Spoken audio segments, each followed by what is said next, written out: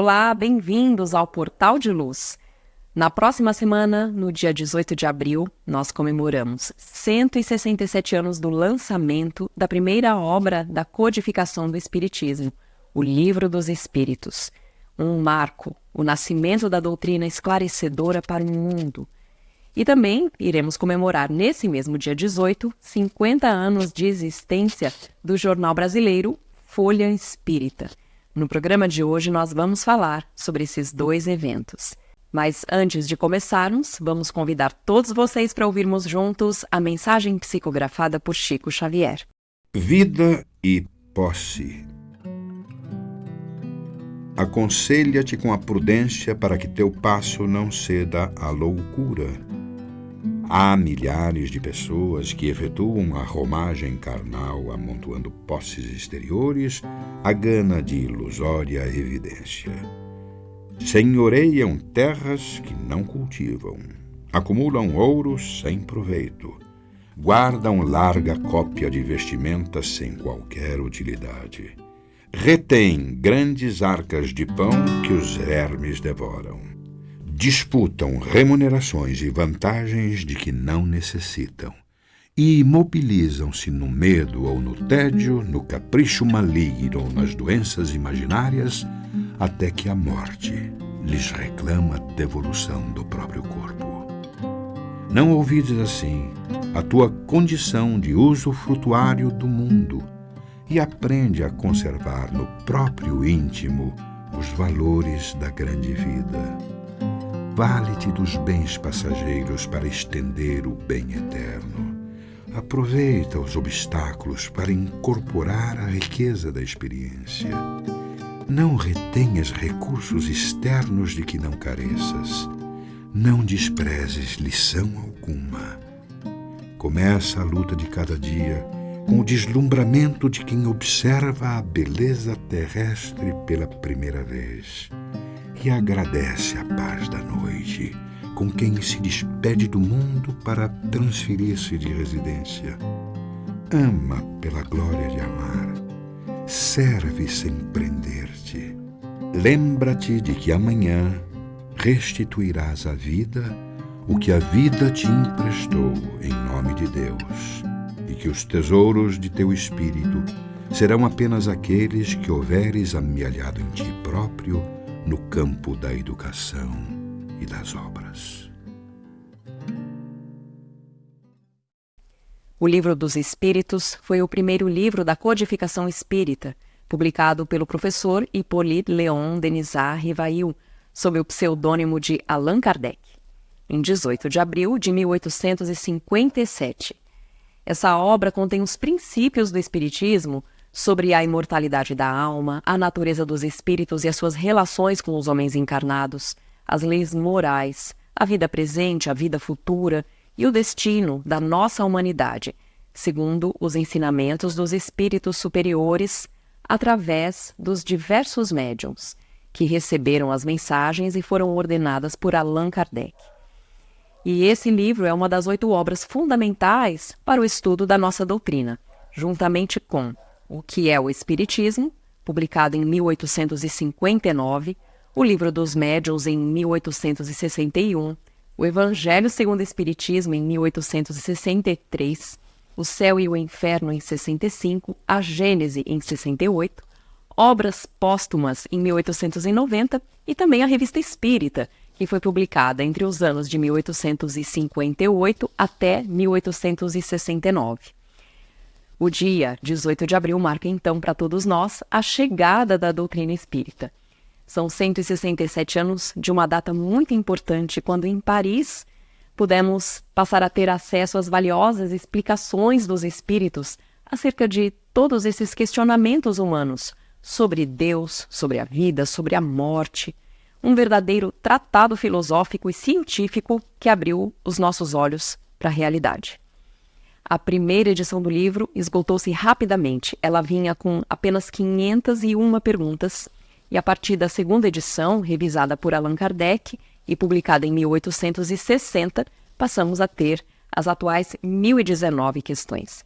No Brasil, o livro demorou cerca de 18 anos para chegar e ser traduzido para a nossa língua. Antes disso, só tinham acesso às obras de Kardec os intelectuais que falavam a língua francesa e que foram percebendo aos poucos a necessidade de se traduzir as obras de Kardec para o português. Segundo Canuto Abreu, pesquisador espírita brasileiro que teve acesso aos documentos originais de Kardec, o codificador escreveu no seu caderno de memórias o seguinte relato: mais de 100 exemplares do Livro dos Espíritos já se foram nesse primeiro dia, doados e vendidos. Cada volume será um grão de vida nova lançado ao coração do homem velho. Se algumas sementes caírem em corações maduros, haverá, por certo, gloriosas ressurreições. 1.200 sementes da verdade serão lançadas no terreno da opinião. Se uma só frondejar, nosso esforço não terá sido em vão. E todos nós conhecemos a maneira com que o Livro dos Espíritos foi escrito. Kardec, com a sua postura investigativa, científica, fazia as perguntas que eram então respondidas pelos espíritos por meio da psicografia. As médiuns que serviram de instrumentos nesse trabalho inicial foram 4 jovens, as irmãs Caroline e Julie Baudin, Céline Jaffé e irmãs Dufour. Antes da publicação da obra, o Espírito da Verdade realizou a revisão do livro através da mediunidade de Céline Jaffé. Outros médiuns foram posteriormente consultados, tanto que Kardec disse, na sua Obras Póstumas, que mais de 10 médiuns ajudaram no trabalho como um todo. Segundo o professor brasileiro Herculano Pires, já desencarnado, e um dos maiores estudiosos do espiritismo no mundo, o trabalho de realização do Livro dos Espíritos foi, segundo palavras dele, o resultado de um trabalho coletivo e conjugado entre o céu e a terra. Bom, e como dissemos no início do programa, o dia 18 de abril também traz outra comemoração. Nós iremos completar 50 anos do jornal brasileiro Folha Espírita, que foi fundado propositalmente em 1974, no mesmo dia do Livro dos Espíritos, como uma homenagem a ele. E, aliás, nós temos que abrir um parênteses aqui para lembrarmos que o dia 18 de abril se tornou recentemente também o Dia Nacional do Espiritismo no Brasil. E, falando do nosso jornal Folha Espírita, é interessante lembrarmos que ele foi o primeiro jornal espírita vendido em banca do país. E nesses 50 anos ininterruptos, foi sempre lançado todo mês, sem falhar. E passou por momentos históricos, como a campanha do Prêmio Nobel para o Chico Xavier, a ação contra o aborto em nível nacional, o trabalho em conjunto com a AME São Paulo, numa pesquisa científica sobre a mediunidade do Chico Xavier, que durou mais de 15 anos. E ao longo dessas 5 décadas, o jornal trouxe o que era notícia no mundo, com as reflexões e as análises sob a ótica espírita. Durante a pandemia do Covid, o jornal passou a ter somente a sua versão digital, abandonou a versão impressa e passou a ser gratuito para qualquer pessoa acessar, não precisando mais ser assinante. A ideia foi deixar os conteúdos com livre acesso para quem estivesse precisando ou querendo ler e se aprofundar. A equipe do jornal também passou a lançar podcasts com entrevistas com médicos, palestrantes e pesquisadores de dentro e de fora da doutrina espírita. Ao longo dos seus 50 anos, a Folha adotou uma postura de buscar atuar como um tipo de intérprete dos acontecimentos do mundo, um veículo que comenta tudo o que acontece sob o ponto de vista da doutrina, conforme definiu lá atrás o seu fundador, Freitas Nobre, e a sua esposa, Marlene Nobre, desde a primeira edição. Fica aqui os nossos parabéns ao jornal, um desejo de vida longa e o nosso agradecimento a Kardec por todo o seu esforço e dedicação. Nós temos a alegria imensa de receber o Dr. Zalmino Zimmermann, muito digno presidente da Associação Brasileira de Magistrados Espíritas, e é com imensa alegria que a gente o recebe. O prazer é todo meu, principalmente pela entrevistadora, que todos conhecem como uma pioneira na organização de entidades especializadas no Brasil. E em se tratando da Associação Médico Espírita do Brasil, nós temos que render nossas homenagens à doutora Marlene Nobre. Muita honra em ser entrevistado pela nossa amiga. Eu me considero muito pequenininha, mas vamos lá.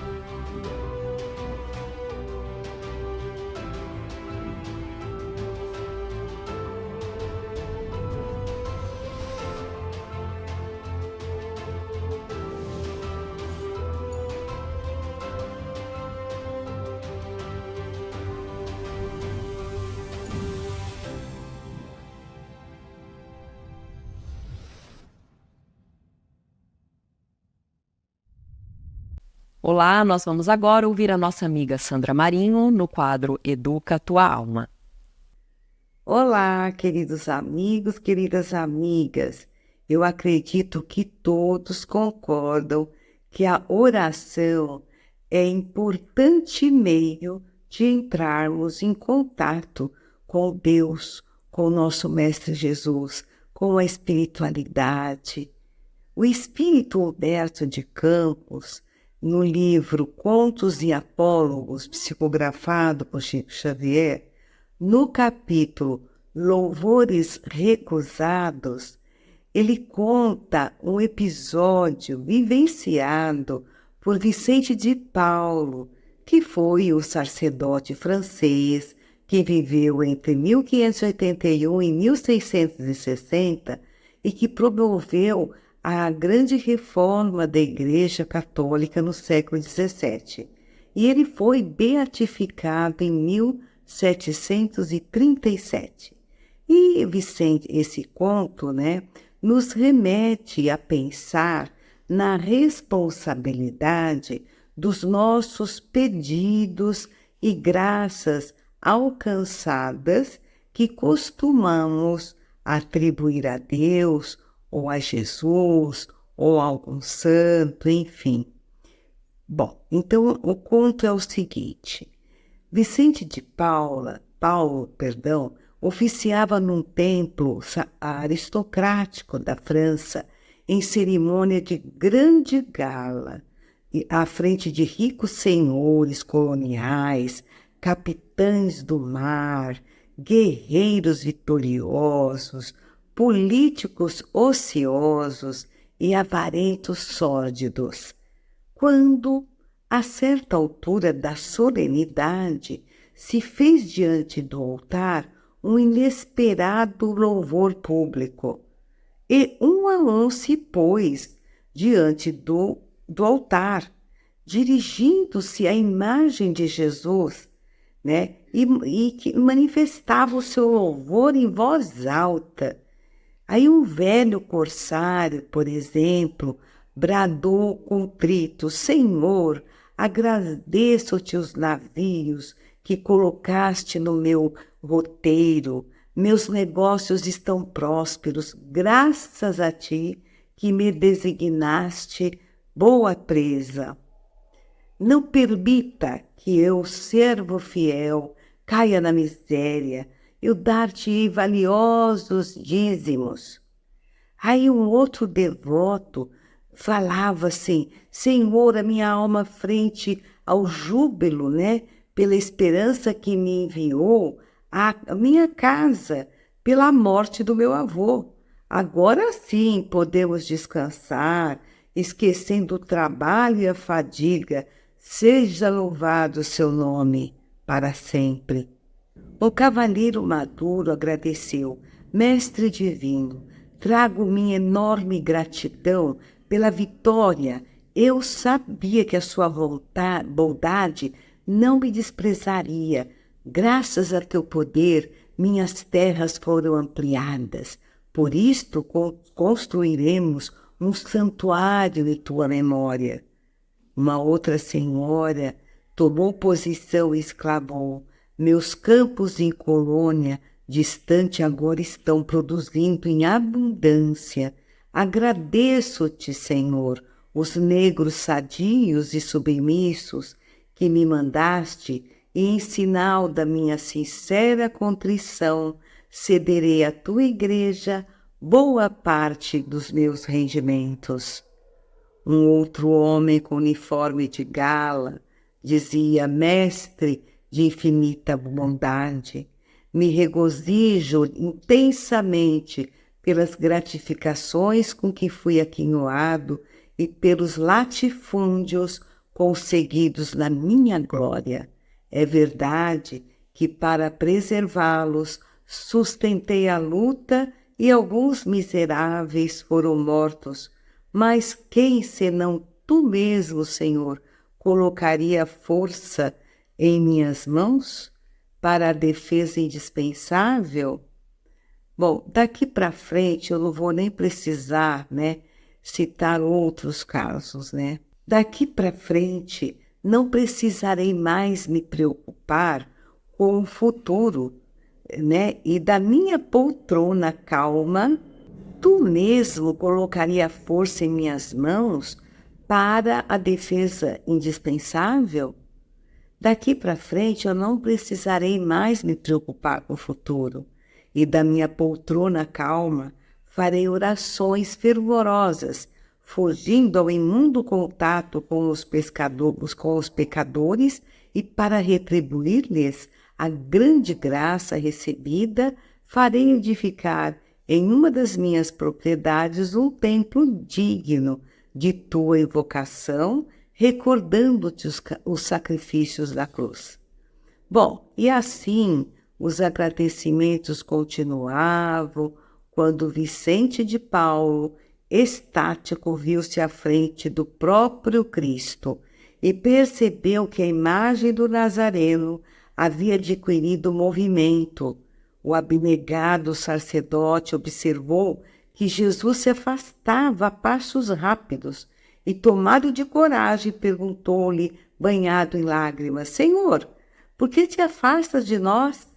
E o mestre, levantando a cabeça com um olhar melancólico, explicou: Vicente, sinto-me envergonhado de receber o louvor dos poderosos que desprezam os fracos, dos homens válidos que não trabalham, dos felizes que abandonam os afortunados, os infortunados.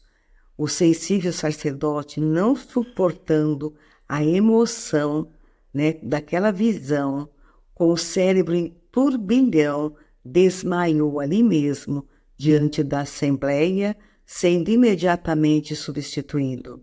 Por dias ficou febril, delirando, e quando se recuperou da estranha doença, vestiu-se com a túnica da pobreza, trabalhando incessantemente na caridade até o final dos seus dias. Os adoradores do templo, por sua vez, continuaram lá, fazendo seus agradecimentos diante do mesmo altar, e afirmaram que Vicente de Paulo havia enlouquecido. Certamente não nos equiparamos aos fiéis que se dirigiram em louvor a Jesus na história, levados pelos mais torpes e disparatados temas de conquistas obtidas, atribuídas justo ao grande mestre, de puro amor, justiça e caridade. Mas, guardadas as devidas proporções, a lição nos traz importante oportunidade para refletirmos sobre os nossos pedidos de louvores que expressamos durante as nossas preces.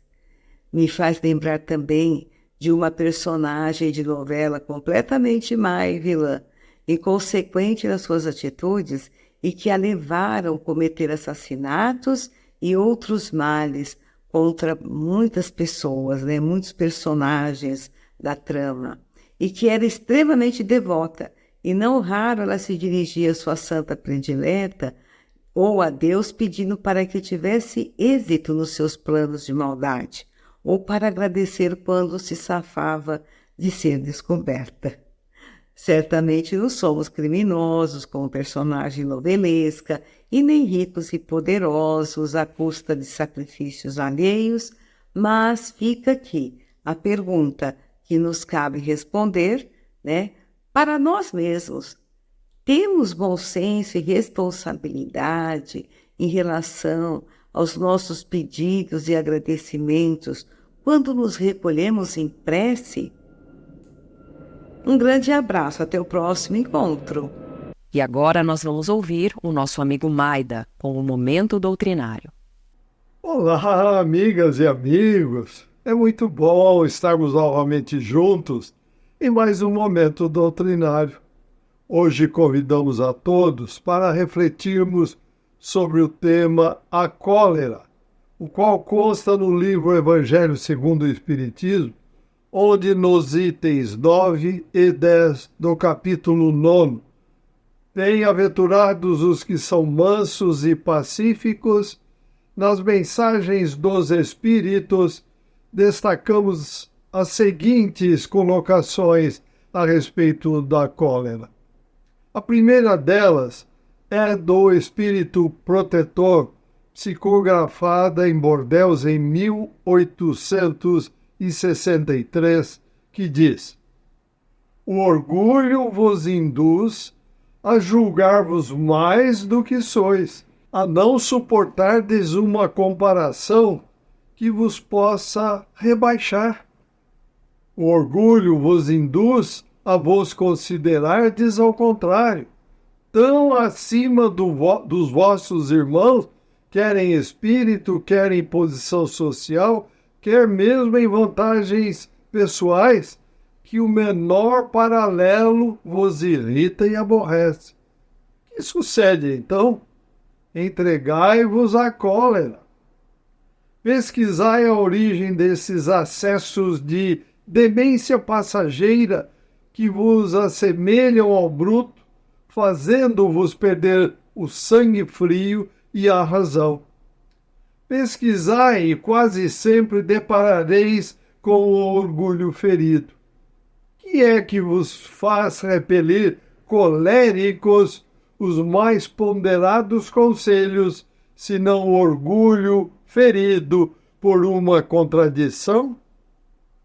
Até mesmo as impaciências que se originam de contrariedades, muitas vezes pueris, decorrem da importância que cada um liga à sua personalidade, diante da qual entende que todos se devem dobrar.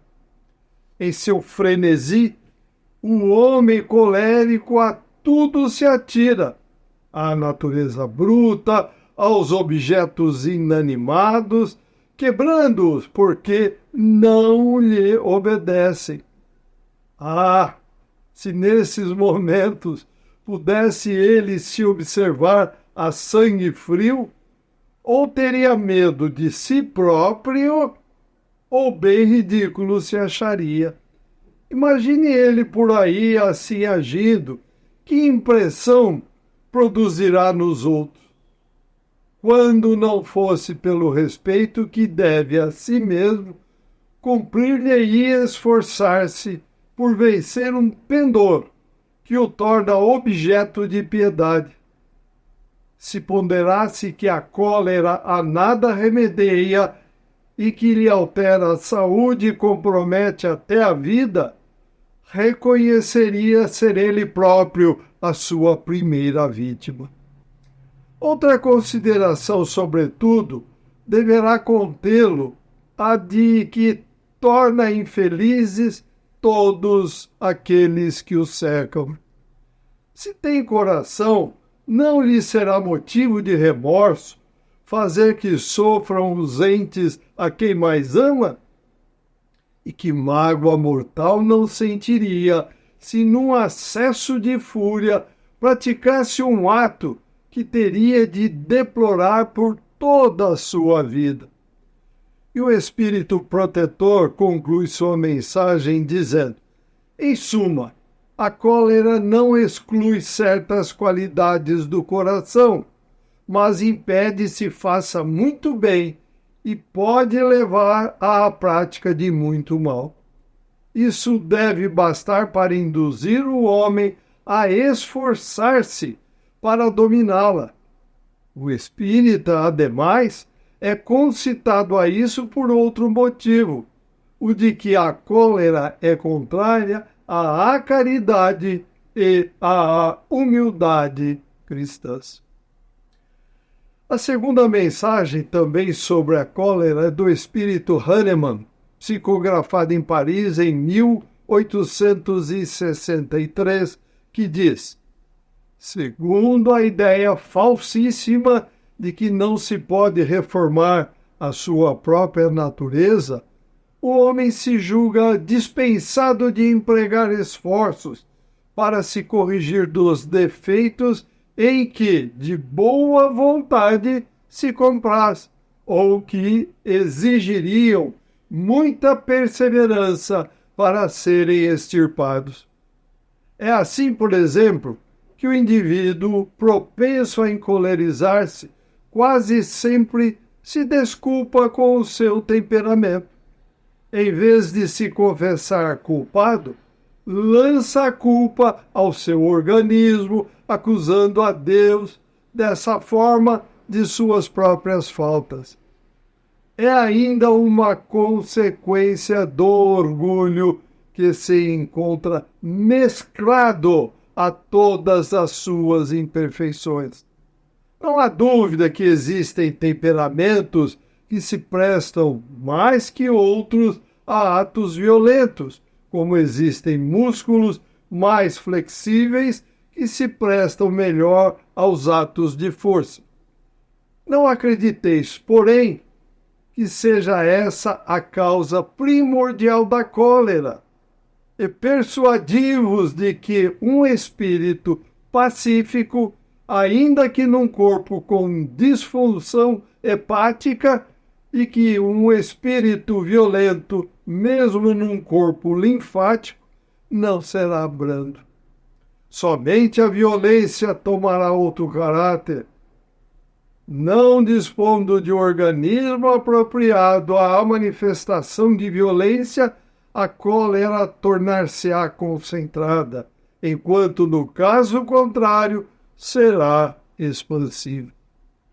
O corpo não dá impulsos de cólera a quem não os tem, do mesmo modo que não dá outros vícios. Todas as virtudes e todos os vícios são inerentes ao espírito. A não ser assim, onde estariam o mérito e a responsabilidade? O homem deformado não pode tornar-se direito, porque o espírito nisso não pode atuar, mas pode modificar o que se relaciona com o espírito, quando dispõe de uma vontade firme. A experiência não vos prova, vós espíritas, até onde é capaz de ir o poder da vontade, pelas transformações verdadeiramente miraculosas que se operam sob as vossas vistas? E o espírito Hahnemann conclui sua mensagem dizendo: compenetrai-vos, pois, o homem só permanece vicioso porque o quer, mas aquele que deseja corrigir-se sempre o pode fazer. De outra maneira, a lei do progresso não existiria para o homem, conclui Hahnemann. Amigas e amigos, o espírito amigo e o espírito Hahnemann deixam bem esclarecido que tudo na natureza tem uma finalidade, um objetivo, cabendo ao homem buscar esta finalidade e este objetivo. Em especial no controle dos hábitos e vícios, pois tudo está no controle de nossa vontade.